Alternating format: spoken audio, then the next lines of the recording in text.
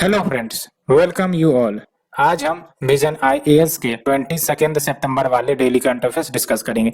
So let's move to our first article. Ministry of education forms national steering committee for the development of national curriculum framework. तो basically ये जो committee बनाई गई है ministry of education के द्वारा, ये के कस्तूरी रंजन के द्वारा हेड करी जाएंगी, जो already drafting committee of national education policy 2020 वाली कमेटी को हेड कर रहे थे, है ना। और आपने नेशनल एजुकेशन पॉलिसी के कुछ इंपॉर्टेंट फीचर्स भी पढ़े होंगे, और आई थिंक कि कुछ इंपॉर्टेंट फीचर्स प्रीलिम्स के लिए भी पूछे जा सकते हैं। और एक बात तो आपको याद रखना पड़ेगा कि आपका जो के कस्तूरी रंजन कमेटी है, इन्होंने नेशनल एजुकेशन पॉलिसी वाली कमेटी को भी हेड किया था, क्योंकि यहाँ से क्वेश्चन बनने के चांसेस हैं। बात करते हैं क्या टर्म्स ऑफ रेफरेंस की बात करी गई है, यानी कि ये जो आपका कमेटी है ये किस ऑब्जेक्टिव के लिए गठित करी गई है, उसी को टर्म्स ऑफ रेफरेंस कहते हैं। तो ये आपका कमेटी 4 एनसीएफ यानी कि 4 नेशनल करिकुलम फ्रेमवर्क डेवलप करेंगी। एक आपका स्कूल एजुकेशन के लिए, फिर आपका early childhood care and education के लिए, and next is your teacher education, and the next is your adult education. इन सबों के लिए फ्रेमवर्क तैयार किया जाएगा। एंड ये सारे के सारे फ्रेमवर्क कहीं ना कहीं ये रिफ्लेक्ट करवाएंगे जो कोविड जैसा सिचुएशन हुआ, और ऐसी अगर सिचुएशन भविष्य में आती है तो कैसे उसे डील किया जाए, सो दैट जो एजुकेशन है वो कंटिन्यू रहे, डिस्पाइट कि अगर कभी पैंडेमिक जैसी या लॉकडाउन जैसी स्थितियां आ जाती है ना। तो ये सारे के सारे फ्रेमवर्क जो बनाए जाएंगे would also reflect upon the implication of situation such as कोविड-19 pandemic on respective areas for future, and it draws input from state curriculum framework as well. And अगर हम बात करें इस फ्रेमवर्क की, तो ये आपका गाइडलाइन की तरह काम करेगा फॉर सिलेबस टेक्स्ट बुक्स, यानी कि सिलेबस क्या होंगी, टेक्स्ट बुक्स में कंटेंट्स क्या होंगे, टीचिंग एंड लर्निंग प्रैक्टिसेस क्या होंगी, ये फ्रेमवर्क बताएगा in the schools across the country. And साथ ही साथ ये अटेम्प्ट करता है to address the future requirements of school education, है ना। यानी कि जो स्कूल एजुकेशन भविष्य के लिए यानी फ्यूचर के लिए क्या रिक्वायरमेंट्स है स्कूल एजुकेशन के लिए। फॉर एग्जांपल आपका एक डिजिटाइजेशन है, डिजिटल एजुकेशन एक इंपॉर्टेंट एस्पेक्ट हो सकता है, तो उसे भी देखा जाएगा, एड्रेस किया जाएगा।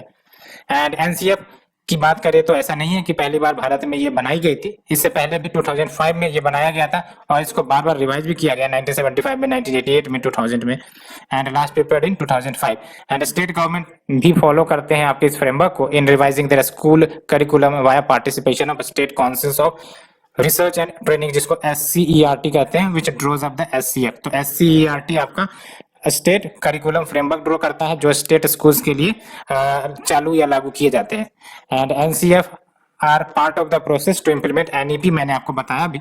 और अगर हम बात करें एनईपी यानी कि नेशनल एजुकेशन पॉलिसी 2020, जो नेशनल पॉलिसी ऑन एजुकेशन 1986 को रिप्लेस करेगा, और इसका बेसिक ऑब्जेक्टिव ये है कि जो एजुकेशन है from the pre school to the secondary level, इसको यूनिवर्सलाइज किया जाए, यानी कि ऐसा कोई बच्चा ना हो from pre school to secondary level कि उनको स्कूल जाने में दिक्कतें आए।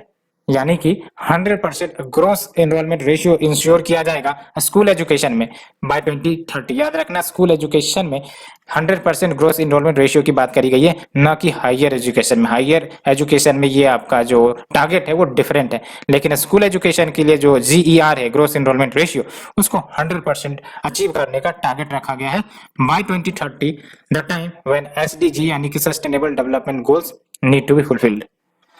And let's move to the second article.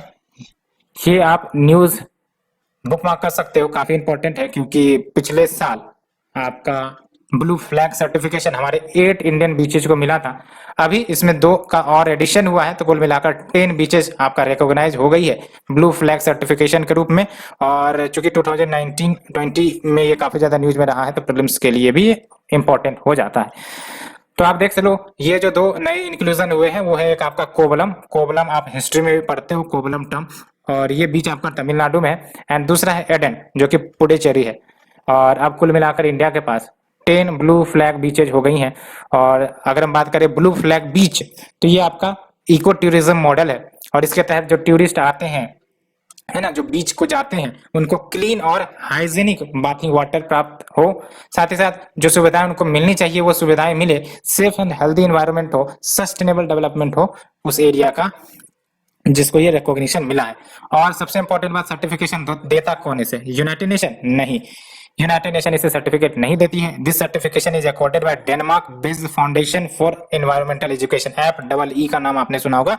It is a Denmark based foundation for environment education, ये देती है आपको टैग। और जो ये टैग दिया जाता है, जाहिर सी बात है किसी क्राइटेरिया के आधार पर दिया जाता है। तो ओवरऑल 33 क्राइटेरिया है जिसको 4 मेजर हेड्स में डाला गया है। एक तो आपका एनवायरमेंटल एजुकेशन एंड इन्फॉर्मेशन, दूसरा आपका बाथिंग वाटर क्वालिटी क्या है, तीसरा environmental management and conservation and safety, and fourth is your services in the beaches. तो ये 4 मेजर हेड में बांटा गया है। ओवरऑल 33 क्राइटेरिया है। And earlier ministry of environment forest and climate change already eco लेवल बीम्स टैग लॉन्च किया था, that is your beach environment and aesthetic management services under the integrated coastal zone management, so that जो beaches है उनको protect किया जा सके as well as conserve किया जा सके the coastal and marine ecosystem via holistic management of resources. ठीक है, तो ये जो आपका बीम्स है ये आपका इंडियन गवर्नमेंट इनिशिएटिव है, और ये जो आपका ब्लू फ्लैग सर्टिफिकेशन है ये इंटरनेशनल इनिशिएटिव है ना, FEE का। तो बीम्स के बारे में आपको जरूर याद रखनी है, और FEE के बारे में तो याद रखनी है। और आप देख लो, with beams marine litter and plastic आपका 85% से रिड्यूस हुआ है, यानी कि अगर हम बात करें मेराइन लिटर तो ये आपका 85% से रिड्यूस हुआ है, और प्लास्टिक जो थ्रो अप किए जाते हैं वो आपका 78% से रिड्यूस हुआ है। तो काफी बड़ा सक्सेस है कह सकते हैं in the last 3 years on this beaches. And ICZM यानी कि इंटीग्रेटेड कोस्टल जोन मैनेजमेंट, ये basically sustainable development and management of coastal zones पर फोकस करता है। अब सबसे इंपॉर्टेंट बात जो आ सकते हैं, एक तो मैच द फॉलोइंग के रूप में आ सकते हैं, या फिर दूसरा आपका which of the following has been accorded blue flag beaches certification recently। तो ये भी क्वेश्चंस के रूप में पूछा जा सकता है। तो आपको क्या याद रखना है, शिवराजपुर आपका गुजरात से, गुजरात है, गुजरात में आपका ये जो शिवराजपुर है उनको मिल चुका है। दीव में आपका घोगला बीच है उनको मिल चुका है। कसारकोड एंड पादुबिदरी ये दोनों आपका कर्नाटका में, इन्हें भी मिल चुका है। और कपाड आपका केरला में है, इन्हें भी मिल चुका है। एंड अभी जो हाल में दोनों को मिला है वो है आपका Eden beach which is in Puducherry, Kovalam beach which is in Tamil Nadu. ठीक है, and Rushikonda which is in Andhra, and golden beach which is in Odisha, and Radhanagar which is in Andaman. ठीक है, तो एक बार फिर से शिवराजपुर गुजरात, घोगला दीव, कसारकोड एंड पादुबिदरी कर्नाटका, कपाड आपका केरला, कोवलम आपका तमिलनाडु, एडन आपका पुडुचेरी, ऋषिकोंडा आपका आंध्रा, एंड गोल्डन बीच आपका ओडिशा, एंड राधानगर आपका अंडमान एंड निकोबार। ठीक है, तो ये हमने डिस्कस किया। Let's move to the next article. Ministries NITI Aayog oppose draft consumer protection rules 2020। तो अब ये अपोजिशन क्यों हुआ है इसके बारे में चर्चा करेंगे, लेकिन सबसे पहले रूल्स में क्या बातें हैं वो देख लेते हैं। तो ये जो रूल्स लाई गई हैं मिनिस्ट्री ऑफ कंज्यूमर अफेयर्स के द्वारा, ये बेसिकली कंज्यूमर प्रोटेक्शन एक्ट 2019 के तहत इसको एम्पावर करती है मिनिस्ट्री को कि वो रूल्स नोटिफाई कर सकते हैं। ऑब्जेक्टिव लाने का यही रहा है कि जो कंज्यूमर्स हैं उनके इंटरेस्ट को प्रोटेक्ट किया जा सके, साथ ही साथ free and fair competition ensure किया जा सके in the market. And basically this rule sought to limit flash sales, यानी कि जो ई कॉमर्स कंपनीज आप देखते हो कभी कभी पर्व आती हैं या फिर जनरली फ्लैश सेल्स इंट्रोड्यूस कर जाती है टू अट्रैक्ट द कस्टमर्स, तो ऐसे फ्लैश सेल्स को लिमिट करने का प्रयास करता है, साथ ही साथ मिस सेलिंग को प्रोहिबिट करने का प्रयास करता है। मिस सेलिंग मतलब क्या, जानबूझकर मिस रिप्रेजेंटेशन ऑफ इंफॉर्मेशन किया गया उस प्रोडक्ट के बारे में, सो दैट कस्टमर्स उनके प्रोडक्ट को खरीदे। False scrutiny of relationships between the online marketplace operators and their vendors, तो ये सब इश्यूज के कारण ये आपका रूल्स लाने का प्रयास किया गया है। And according to the ministry of consumer affairs, rules were required to strengthen the regulatory framework, जो ई कॉमर्स इंडस्ट्रीज अभी धीरे धीरे आपकी ग्रो कर रही हैं। साथ ही साथ फर्स्ट जनरेशन इंटरनेट यूजर्स, यानी कि जिनको उतनी जानकारी नहीं है इंटरनेट पर अवेलेबल प्रोडक्ट की और वो कहीं ना कहीं ट्रैप में फंस जाते हैं, तो उनको भी प्रोटेक्ट करना एक ऑब्जेक्टिव है। साथ ही साथ improve the grievance redressal mechanism and protecting the interest of a small scale brick and mortar store. ऐसा इसीलिए क्योंकि ये यूज रिबेट देती हैं फ्लैश सेल के माध्यम से, तो जो आपके ऑफलाइन स्टोर्स हैं उन पर कोई खरीदने नहीं जाएगा तो इनडायरेक्टली सारे मार्केट्स ऑनलाइन आएंगे, तो इन सारे का बिजनेस कहीं ना कहीं डिस्ट्रैक्ट होने की संभावनाएं बढ़ जाती हैं।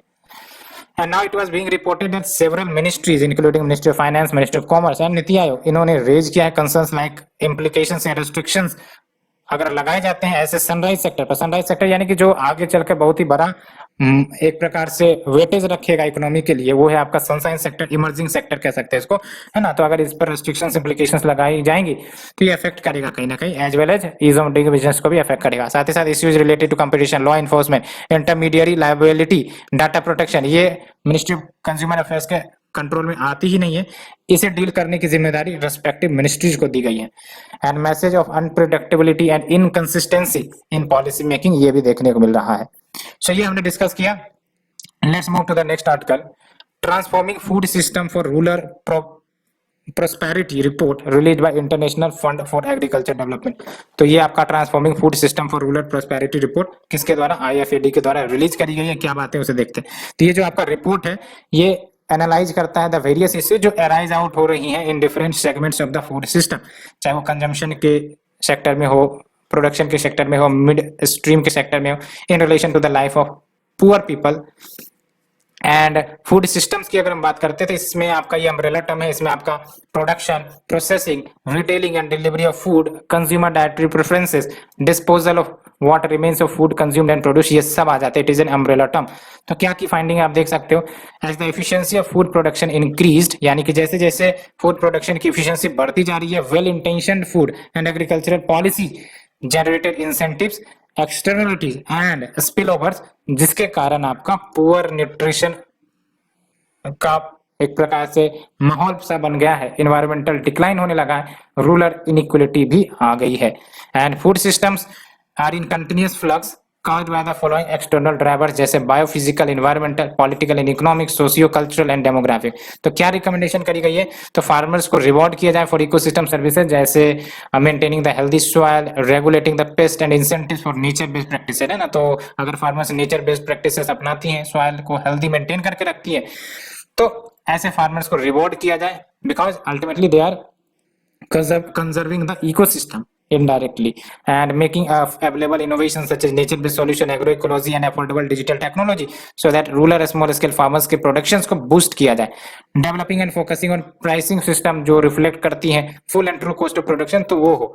साथ ही साथ shifting food systems towards circular resource use for sustainability and resilience। when we say circular economy principles for transforming the food system, तो देख लो resources है और उनको हमने रिसाइकिल किया और फिर मैन्युफैक्चरिंग किया, फिर कंजम्पशन एंड यूज किया, फिर वॉस्ट बना, फिर से हम उसको यूज करेंगे, है ना। तो continuous usage usage usage is equal to your circular economy, circular pattern. Next is your India France reviews increasing bilateral collaboration in Indo Pacific region. तो देख लो दोनों नेशन ने, यानी कि both India and France agreed कि वो jointly engage करेंगे इंडो पैसिफिक में, सो दैट ये जो आपका इंडो पैसिफिक वाला रीजन है उसको स्टेबल रखा जा सके, रूल बेस्ड रखा जा सके, यानी कि किसी एक कंट्री की ना चले। यहाँ पर चाइना को बेसिकली रिफर किया जाता है।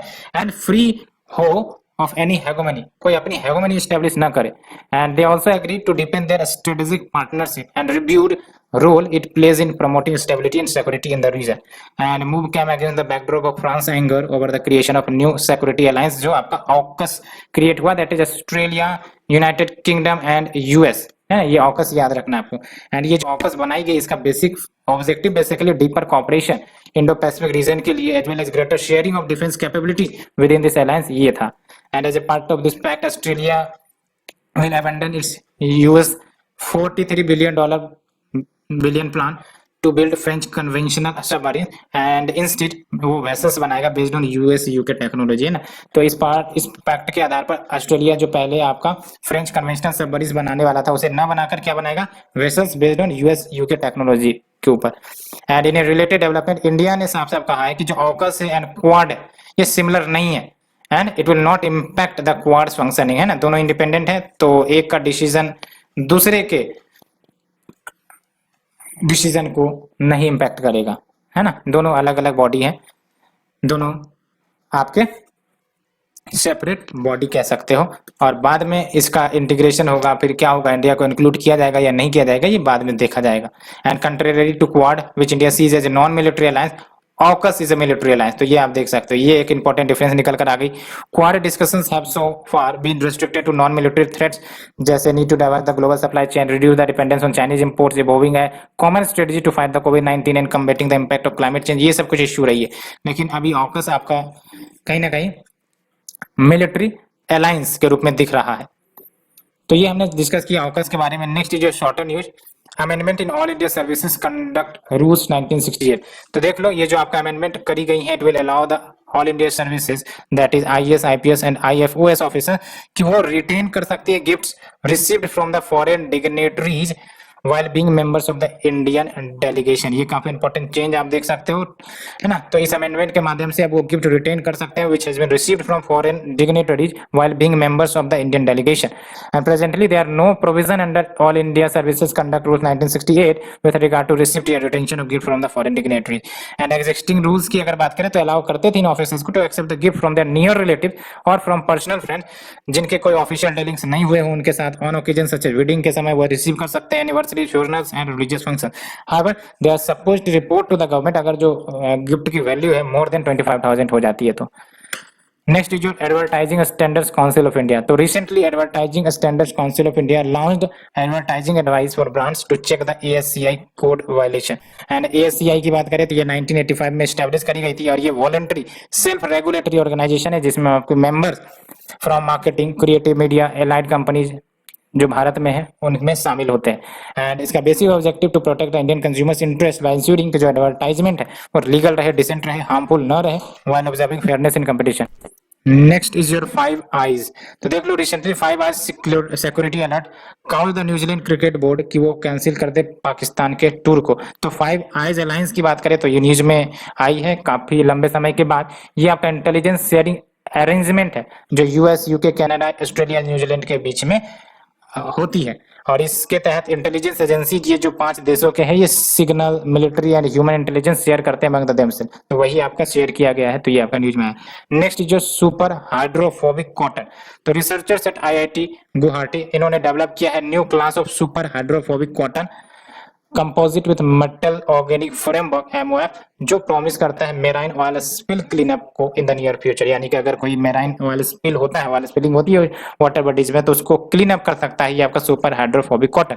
तो एमओएफ यानी कि metal organic framework composite has great capability for selective separation of the oils from oil या water mixtures able to absorb large volume of oils and can be reused for a minimum of 10 times. Other measures for marine oil spill cleanup. तो क्या क्या अन्य तरीके apply किए जाते हैं to the oil spill cleanup. तो देख लो oil zapper and oilivorous S जो TRA the energy resource institute of India के द्वारा डेवलप करी गई फ्लोटिंग बूम्स हैं, डिफरेंट शोवेंट्स हैं जैसे स्ट्रॉ, वोल्केनिक एस, स्कीमर्स और oil scoops deployed to boats.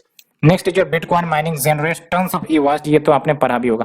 तो न्यू स्टडी के अनुसार एनुअल अमाउंट ऑफ ई वॉस्ट जो बिटकॉइंस के कारण जनरेट होती है वो बियॉन्ड 64.4 मेट्रिक किलो टन्स की हो गई in medium term. Average life cycle of the powerful computer used for mining bitcoins वो सिर्फ और सिर्फ 1.3 ईयर्स की है। यानी कि अगर कोई कंप्यूटर माइन कर रहा है बिटकॉइन को तो वो ज्यादा 1.3 ईयर तक चलेंगे, उसके बाद आपका नया कंप्यूटर लेना पड़ेगा क्योंकि इसमें ज्यादा एनर्जी वेस्ट भी होता है, साथ ही साथ आपको काफी हैवी ग्राफिक्स या फिर जो इक्विपमेंट्स है उनकी जरूरत पड़ती है।